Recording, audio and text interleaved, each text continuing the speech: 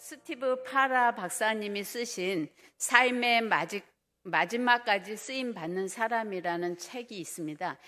삶이란 어떻게 시작하느냐가 아니라 어떻게 마쳤느냐의 문제다. 그렇게 이야기를 하면서 20대에 열정적으로 쓰임받았던 10명 중에 단지 한 명만 삶의 마지막까지 쓰임받았다고 이야기를 합니다. 그러면서 당신은 지금 점점 열정이 식어가는 9명에 속합니까? 아니면 끝까지 쓰임받는 한 명에 속합니까? 그렇게 우리에게 도전을 합니다. 그러면서 예로 들기를 1945년에 미국 전역에 돌풍을 일으켰던 20대 명설교가가 템플턴, 브론, 클리포드, 여러분도 못 들어봤죠? 빌리 그레함 들어보셨어요? 이 사람들이 20대에 굉장한 명설교가로 전역에 소문이 났었는데 템플턴은 10년 후에 봤더니 그의 신앙에서 떨어져 대중의 기억에서 사라졌다고 합니다. 클리포드는 가족을 버려둔 채 방탕한 생활을 하다가 35살에 아무도 울어주지 않는 외롭게 여인 속에서 죽어갔다고 합니다. 오직 한 명 빌리 그레함 목사님만 전 세계적으로 큰 사역을 감당하는 영향력 끼치는 그러한 삶을 살았다고 이야기를 합니다. 성경에 나오는 인물들 중에도 자신의 실수로 여러 가지 사역을 중간에 내려놓을 수밖에 없고 버림받은 그러한 인물들이 있는가 하면 실수가 있음에도 불구하고 끝까지 하나님의 사역을 완성한 사람들의 이야기가 나옵니다. 하나님은 때를 따라 사람을 부르시고 사용하십니다. 한 사람이 처음부터 끝까지 쓰임을 받고 죽지 않고 사역하는 사람은 없어요. 언젠가는 죽고 또 그 다음에 누군가가 그 때를 이어서 사역을 하게 됩니다. 모세가 죽은 후에 여호수아가 그 대를 이어서 또 사역을 확장해 나갑니다. 엘리야가 죽은 후에는 엘리사가 또 대를 이어서 그 사역을 확장해 나갑니다.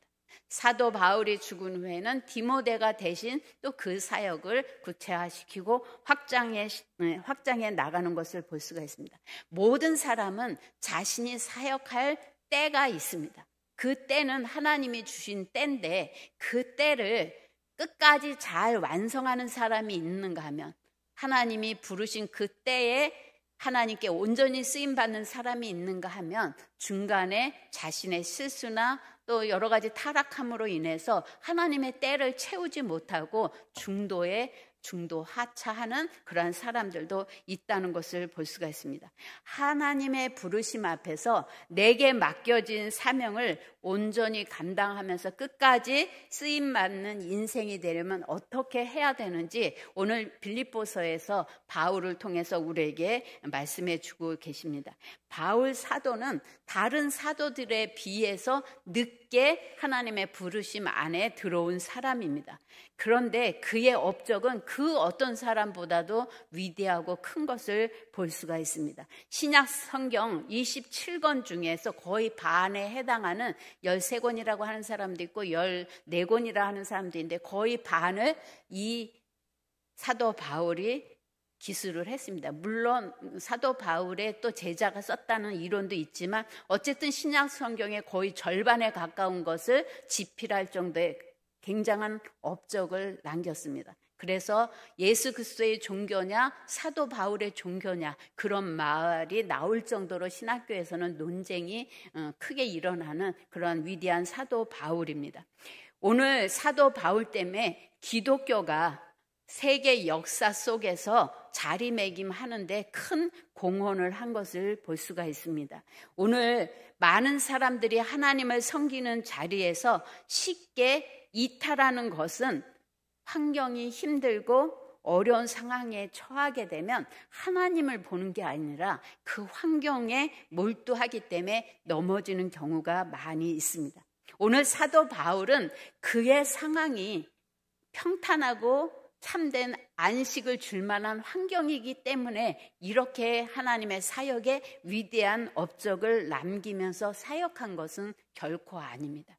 사도 바울의 상황은 몸에 여러분도 잘 알듯이 가시가 제거되도록, 질고가, 병이 사라지도록 기도를 3번씩이나 할 정도의 그러한 몸의 질병을 가지고 있었습니다. 그리고 나이도 많아 쇠퇴해 가고 있었어요. 그뿐만 아니라 많은 시기 질투하는 사람들이 끊임없이 공격을 하고 복음을 전하는 것을 방해했습니다. 그래서 오늘 우리가 읽은 본문 빌립보서를 썼을 때는 늙은 나이에 병에 걸려서 감옥에 있으면서 쓴 것이 바로 빌립보서입니다. 빌립보서 3장 12절에 사도 바울은 이렇게 고백합니다. 내가 이미 얻었다 함도 아니요 온전히 이루었다 함도 아니라 오직 내가 그리스도 예수께 잡힌 바 된 그것을 잡으려고 달려가노라. 나는 이미 얻었다고 생각하지 않는다. 아직도 내가 달려가야 할 목표점이 있다. 그게 뭐냐? 14절에 표대를 향하여 그리스도 예수 안에서 하나님이 위에서 부르신 부름의 상을 위하여 달려가노라. 사도 바울은 힘들고 어려운 환경 속에 있지만 뒤의 것에 연연하지 아니하고 앞을 향해서 나는 오늘도 그 표대를 향해서 최선을 다해서 달려간다. 그렇게 이야기를 합니다. 신앙의 경주에 있어서나 또 우리의 그 마라톤 경기나 수많은 그 종목 경기에서 우리에게 중요한 것은 내가 취해야 될 목표점이 뭔지, 우리의 방향의 그 목표점을 정하는 게 굉장히 중요합니다. 오늘 사도 바울은 위의 것을 바라보고 그 표대를 향해서 달려간다. 그렇게 이야기를 했습니다. 표대로 번역된 헬라어는 스코포스라는 말인데 이거는 망을 보는 사람이 눈을 고정시키고 바라보는 것과 같은 목표. 그러니까 적이 쳐들어오나 늘 그 군대 간 사람들은 그 보초 쓰잖아요. 그래서 늘 그 목표를 흔들리지 않고 바라보듯이 그렇게 바라보는 그 방향, 그 목표가 표대다. 그러면 그 히브리어에서는 지속적으로 지키고 유지하는 것에 이 단어를 써요. 그러니까 표대라는 것은 내가 바라봐야 돼. 흔들리지 않고 바라봐야 되는 그 목표점을 지키고 유지하고 나가는 것. 그게 바로 표대라는 거죠. 그러면 사도 바울은 이 표대가 무엇이라고 생각하느냐? 오늘 표대는 구원으로 끝나는 것이 아니라 믿음의 주요 온전케 하신 예수 자신을 얘기해요. 예수가 그의 인생의 표대라는 거죠. 그래서 그 표대를 바라보면서 나를 부르신 목적을 흔들리지 않고 그 부르심에 합당한 상을 위해서 나는 오늘도 과거에 연연하지 않고 나의 달려갈 길을 다 달려간다. 그렇게 고백을 합니다.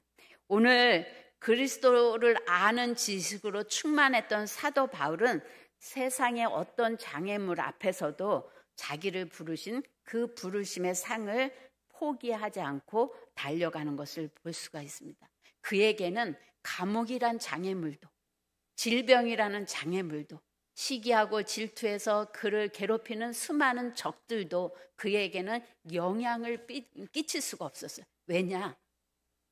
죽음까지도 두려워하지 않기 때문에 그것들은 아무것도 그의 사역을 방해할 수가 없었던 거죠. 모든 것이 예수 그리스도를 아는 지식이 그러한 힘들고 어려운 환경 속에서도 부르심의 상을 위해서 달려갈 수 있었던 겁니다. 사도 바울이 바라보는 부름의 상이 무엇일까? 여러분이 부름의 상 그러면 우리가 쉽게 떠오르는 것은 면류관, 아니면 막 의리의리한 저택, 그런 어떤 결과물적인 포상, 그것을 우리는 부름의 상이라고 그렇게 생각을 합니다. 근데 신학자 오스기니스라는 사람은 하나님은 우리를 하나님의 보좌 앞에 온전한 모습이 되게 하시고자 부르셨다. 부름의 상은 하나님 앞에, 예수 그리스도 앞에 온전한 하나님의 형상을 닮은 온전한 존재로 서는 것, 그것이 상이라는 거예요. 그래서 세상의 것이 그의 발목을 잡을 수가 없고 그의 사역이 세상 가운데에서 성공적으로 이루어놓은 그 업적이 그의 발목을 더 이상 주저앉힐 수 없는 거예요. 왜? 그리스도를 닮은 형상에까지 내가 이르기 위해서 달려가는 것이니까 끝이 없는 거죠. 그래서 오늘도 내일도 모레도 계속 나의 달려갈 길을 다 달려가는 힘을 갖게 되는 거라고 할 수가 있습니다. 오늘 사도 바울은 표대로 삼는 게 눈에 보이는 게 아니라 사역의 성공이 아니라 그리스도의 형상을 닮은 수준까지 올라가는 게 나의 부르심의 상이라는 거예요. 그래서 완성이라는 게 없는 거죠. 오늘도 부지런히 나의 부르심의 그 모습을 완성시키기 위해서 달려간다. 그렇게 고백을 하고 있습니다. 처음 출발을 잘 했음에도 불구하고 마지막까지 쓰임 받지 못한 사람들의 특징, 공통적인 특징이 있어요. 그게 뭐냐면 1950년도서부터 2006년까지 56년 동안 히말라야를 등반한 사람들의 통계를 냈는데 2854명이라고 그래요. 근데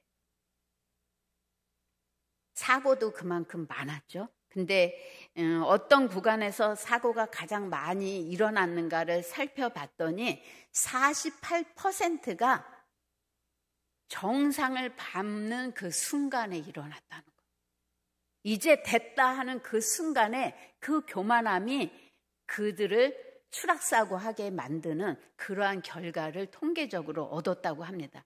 교만은 우리의 삶을 밑바닥에서부터 흔드는 그런 요소입니다. 어떤 목사님이 교만이 뭐냐?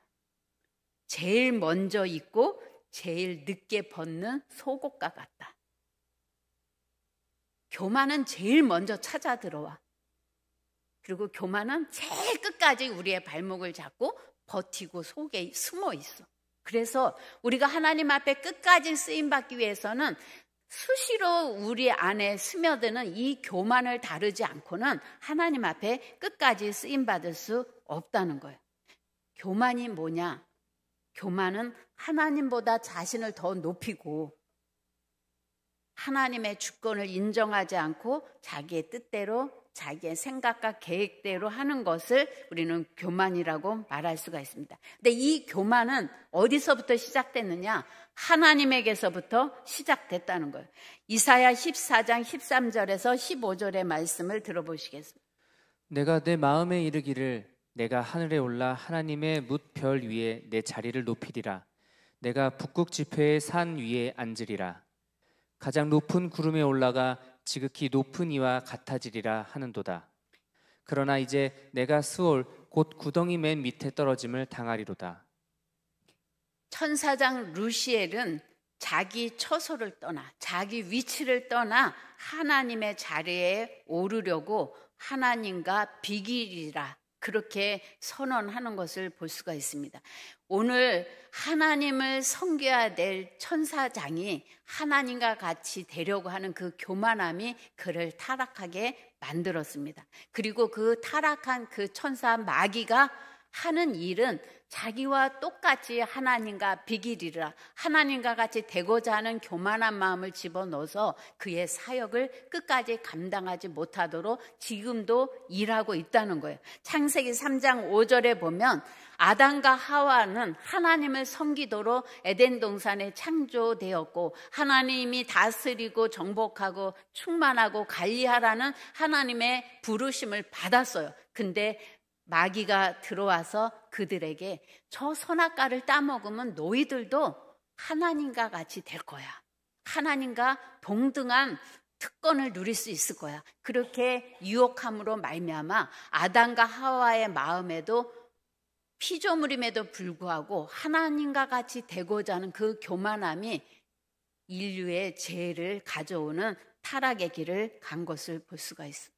마태복음 4장 8절에서부터 9절을 보시면 예수님이 사역을 하기 시작할 때 시험을 받을 때도 마귀는 예수님께 와서 모든 천하만국을 다 보게 하고 나에게 경배하면 이 모든 것들을 너에게 줄게. 그래서 하나님만 섬겨야 될 그 예수님에게도 자기를 섬기도록 그렇게 유혹하는 것을 볼 수가 있습니다.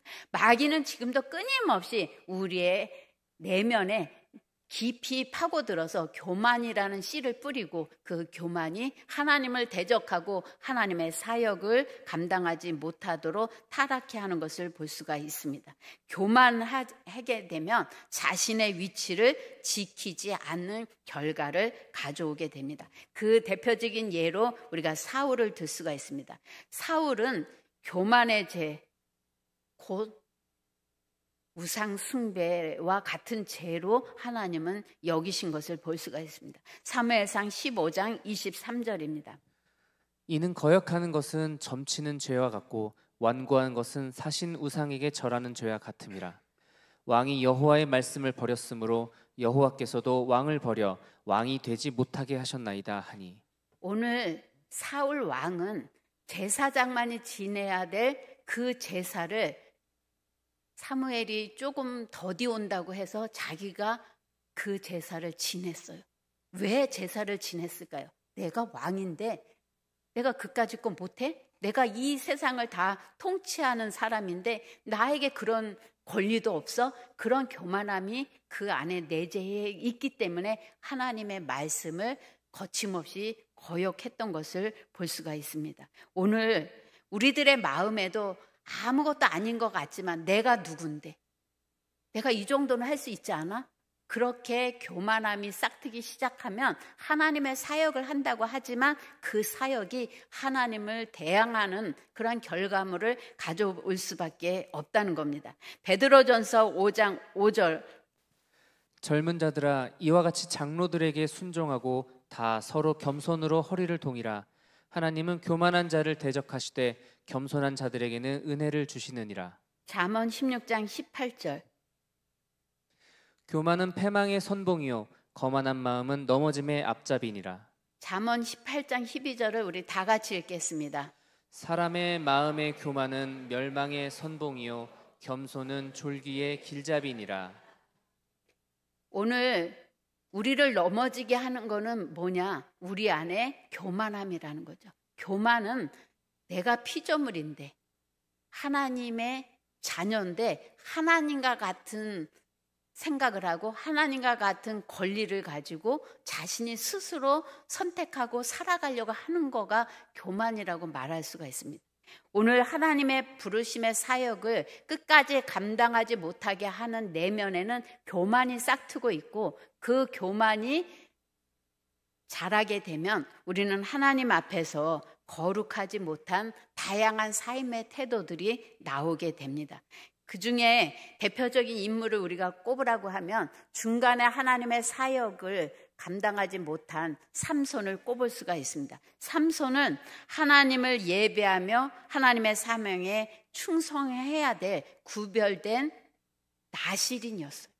구별된 사람이 구별된 삶을 사지 않고 세상 사람들과 동일하게 유혹에 넘어가서 이성에게 그의 모든 것들을 쏟아냈을 때 그는 하나님으로부터 버림받는 그러한 안타까운 사역을 한 것을 볼 수가 있습니다. 베드로전서 1장 16절에 기록되었으되 내가 거룩하니 너희도 거룩하라.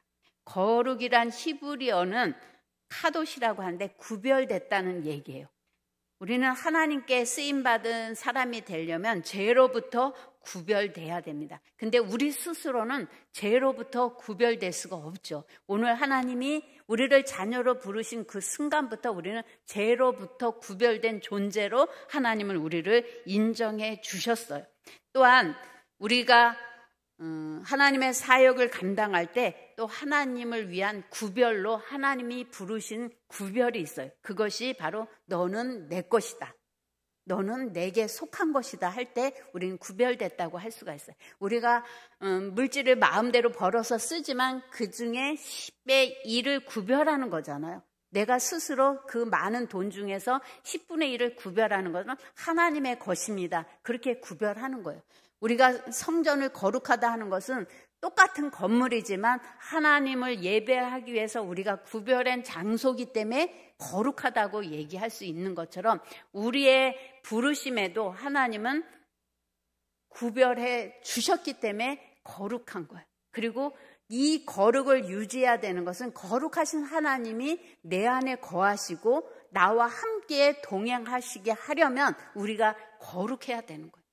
하나님은 거룩한 곳에 임재하시기 때문에 우리가 하나님의 부르심의 사역을 온전히 감당하기 위해서는 우리가 하나님이 거하실 만한 거룩을 힘써 지켜야 된다는 거죠. 에베소서 1장 4절에서 5절입니다. 곧 창세전에 그리스도 안에서 우리를 택하사 우리로 사랑 안에서 그 앞에 거룩하고 흠이 없게 하시려고 그 깊으신 뜻대로 우리를 예정하사 예수 그리스도로 말미암아 자기의 아들들이 되게 하셨으니. 창세전에 우리를 택하시고 예정하셔서 하나님의 자녀가 되게 하셨어요. 그 하나님의 자녀가 되게 하신 목적은 하나님 앞에서 거룩하고 흠이 없게 하시기 위해서 우리를 부르셨다는 거예요. 근데 하나님은 인간이 타락하고 창조의 질서가 깨어졌을 때 그들과 함께 할 수 없었어요. 그래서 하나님은 예수 그리스도를 통해서 우리를 구원하셔서 우리와 함께 거하시고 함께 하나님의 사역을 이루어가기 위해서 우리를 예수 그리스도를 희생해서 우리를 속죄하시고 구별해서 하나님의 것으로 삼아 주셨다는 겁니다. 루이스가 말하기를 천국을 지향하면 세상을 덤으로 얻을 거다. 그러나 세상을 지향하면 둘 다 잃을 것이다. 천국을 지향하는 사람은 거룩합니다. 그렇게 이야기를 했습니다. 우리가 거룩해야 하는 이유는 하나님이 거룩하시기 때문에 하나님이 거하시고 함께 하시기 위해서라도 우리가 거룩해야 되는 게 목적이 있고, 두 번째는 우리는 그리스도의 대사로 세상 가운데 하나님의 빛을 발하고 하나님을 알려야 하는 대사로 부름을 받았기 때문에 우리는 거룩해야 됩니다. 고린도후서 5장 20절입니다. 그러므로 우리가 그리스도를 대신하여 사신이 되어 하나님이 우리를 통하여 너희를 권면하신 것 같이 그리스도를 대신하여 간청하노니 너희는 하나님과 화목하라. 안 믿는 사람들이 성경을 읽고 성경을 보고 예수를 믿고 교회에 나오는 사람은 극히 드물어요. 안 믿는 사람은 우리를 보고 우리를 통해서 그리스도를 알고 우리를 통해서 하나님 앞에 나와요. 그래서 안 믿는 사람 앞에서 우리는 성경과 같아요. 그들은 하나님을 어떻게 아느냐? 나의 모습을 통해서 하나님을 알아요. 간디가 그런 말을 했다고 그래요. 예수 믿는 사람들만 아니면 나는 하나님을 믿을 거다. 자기는 예수 믿는 사람 때문에 하나님을 믿는 일을 포기했다고 그렇게 고백할 정도로 믿음의 사람들을 보고 하나님이 어떠한 분인가를 아는 거예요. 그래서 하나님은 우리가 내가 거룩한 것처럼 너희도 거룩해라. 세상과 구별된 삶을 살아라. 그러면 세상 사람들이 우리를 보고 하나님은 이러하시구나. 그 하나님을 알고 하나님께로 나올 수 있다는 거예요. 그래서 여러분은 걸어 다니는 성경책이에요. 여러분이 말하고 여러분이 행동하는 것을 통해서 사람들이 하나님의 어떠한 분인지를 아는 건데, 교만하고 자만하고 시기하고 질투하고 분내고 다투면 그 하나님을 믿고 싶겠어요? 그 하나님을 믿고 싶지 않기 때문에 우리는 그리스도의 대사로서의 역할을 감당할 수가 없는 거죠. 우리가 거룩해야 되는 이유는 하나님이 우리와 함께 하시고 동행하는 삶을 통해서 하나님의 사역을 이루시기 원하시기 때문에 우리는 하나님 앞에서 거룩해야 됩니다. 디모데후서 2장 20절에서 21절입니다.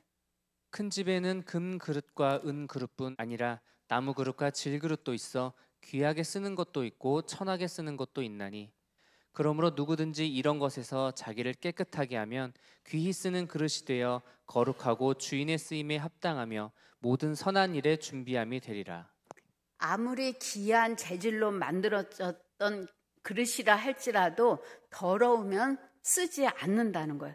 하나님께서 쓰시려면 거룩해야 된다는 거예요. 부족하더라도 깨끗한 그릇으로 준비되면 그 나름대로 하나님의 사역에 쓰임받을 수 있다고 오늘 이야기를 합니다. 하나님께서 귀하게 쓰임받는 요소는 우리의 어떤 탁월한 재능이나 능력이나 우리의 소유에 있지 아니하고 우리가 그리스도를 닮은 그리스도의 대사로서 거룩함을 추구해 나가고 하나님의 얼굴을 구하고 나가는 그들을 통해서 하나님은 자신의 사역을 확장시키기를 원하십니다. 디모데후서 2장 22절에 또한 내가 청년의 정력을 피하고 주를 깨끗한 마음으로 부르는 자들과 함께 의와 믿음과 사랑과 화평을 쫓으라.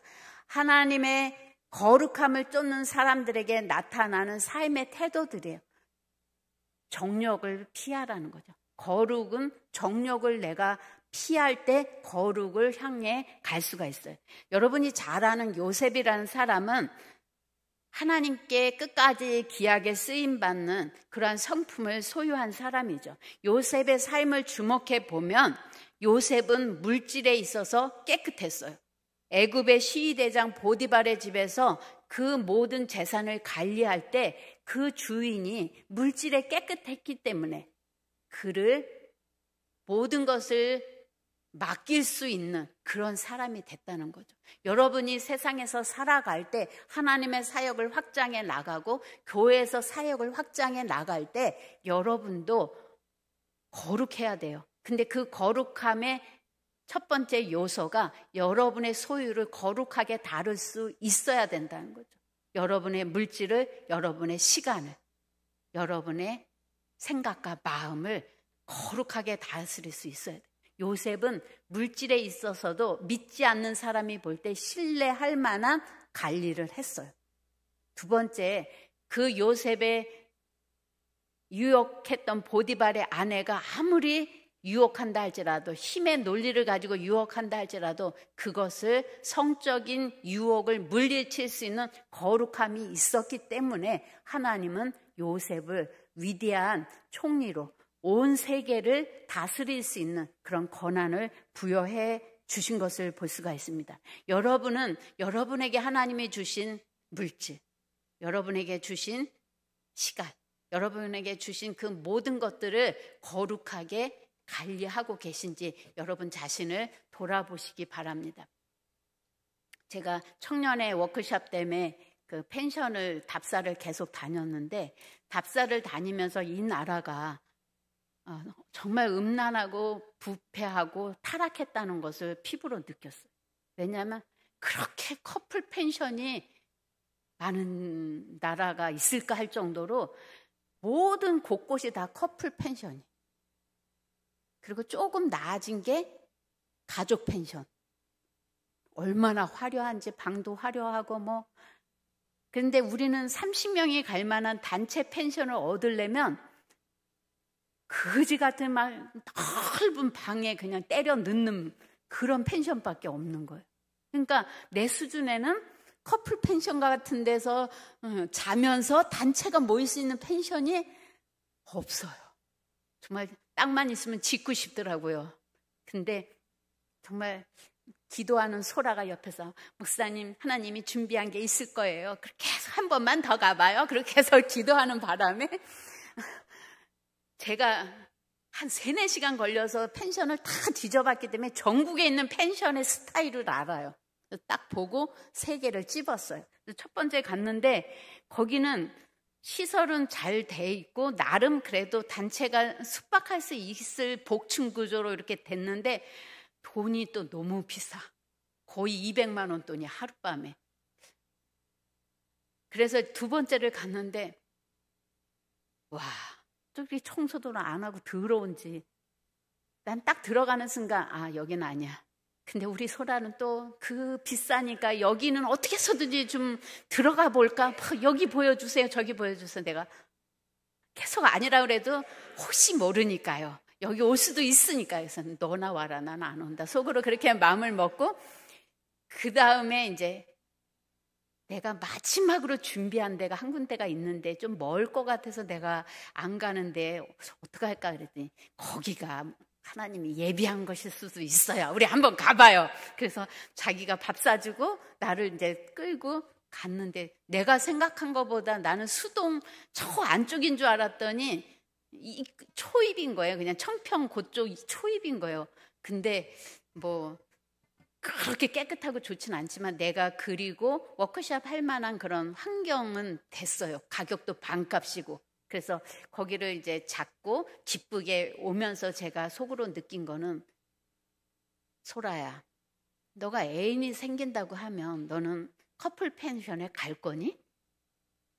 그랬더니 나는 아니요 그럴 줄 알았어요. 그랬더니 방을 따로 쓴다면 가요. 그래서 내가 에라이, 방을 어떻게 따로 쓰냐? 그랬더니 한 분 걸어 잠그고 들어가면 되죠. 왜 가냐? 그럼 거기를. 제가 그러면서 오면서 느낀 거는, 오늘날의 많은 젊은이들이 죄인데 죄인 줄도 인식하지 못할 정도로 문화라는 이름으로 정말 음란하고 타락했구나. 정말 그리스도인들이 서야 될 자리가 없을 정도로 이 나라는 온 전국이 주말마다 휴일마다 얼마나 많은 커플들이 불타는 밤을 보내겠어요. 그걸 생각하니까 너무 가슴이 미어지는 거예요. 오늘 그리스도인들은 자기의 몸을, 자기의 물질을, 자기의 정욕을 다스릴 수 있는 거룩한 사람이 되어야 하나님의 온전한 그릇으로 쓰임 받을 수 있다는 겁니다. 창세기 39장 9절 우리 다 같이 읽겠습니다. 이 집에는 나보다 큰 이가 없으며 주인이 아무것도 내게 금하지 아니하였어도 금한 것은 당신뿐이니 당신은 그의 아내임이라. 그런즉 내가 어찌 이 큰 악을 행하여 하나님께 죄를 지으리이까. 오늘 요셉이 그 유혹하는 보디발의 아내의 유혹을 거절하는 것은 결코 쉬운 일이 아니에요. 왜냐하면 자기의 주인의 부인이에요. 막강한, 요새 대통령보다 대통령 부인이 더 힘이 있잖아요. 보디발의 아내 얼마나 힘이 있어요. 그의 인생을 좌지우지할 수 있는 권력을 가진 그 사람의 유혹 앞에서 나는 하나님 앞에 범죄할 수 없습니다. 그렇게 거절하는 그 용기, 그거는 하나님만을 표대로 바라봤기 때문에 가능한 거죠. 정말 그 힘에 굴복당해서 감옥에 가는 상황이 벌어졌어요. 그럼에도 그 상황 속에서 자기의 주어진 또한 사역을 게을리하지 않고 열심히 사람을 돌보고 섬기는 일을 했을 때 하나님이 그 요셉을 지극히 높여서 하나님의 사역을 이루어가는 큰 일꾼으로 쓰임 받은 것을 볼 수가 있습니다. 오늘 그릇은 존재 자체로 의미가 없어요. 그릇은 누구를 섬기느냐에 의미가 있어요. 아무리 금그릇이면 뭐예요? 금그릇을 쓸 사람이 없는데. 오늘 우리 그릇은 그 그릇을 사용하는 사람이 있기에 그릇의 가치가 있는 거예요. 오늘 여러분이 가치 있는 것은 여러분을 쓰시는 하나님이 계시기에 그릇이 어떻든지 간에 여러분 한 분 한 분은 다 가치 있는 존재라는 거죠.